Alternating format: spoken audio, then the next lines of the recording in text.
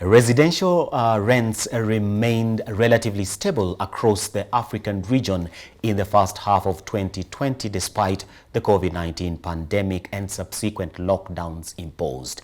According to a report by Knight Frank, of the 29 cities tracked across Africa, 60% recorded stable or increased rent over the first half of the year. In Kenya, the average prime residential prices in Nairobi declined by 2.9% over the first half of 2020 compared to a decline of 1.8% in the first half of 2019. This pushed the annual decline to 5.1% in the year to June.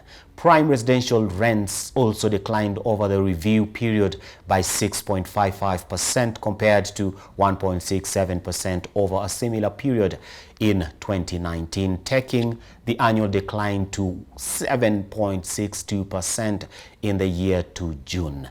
The decline in both prime residential rents and prices is mainly attributed to the continued oversupply of residential development, unfavorable economic climate, low liquidity, and expatriates returning to their home countries. In South Africa, prime residential rents plummeted in the first half of the year. Prime residential rents in Cape Town and Johannesburg declined by approximately 40% on average. This has been attributed to the current economic downturn in the country and subsequent currency depreciation against the US dollar over the past 6 months. On the flip side, in Nigeria, Lagos, prime residential rents for a 4-bedroom unit rose by 38% at the end of the half year 2020 from the fourth quarter of 2019.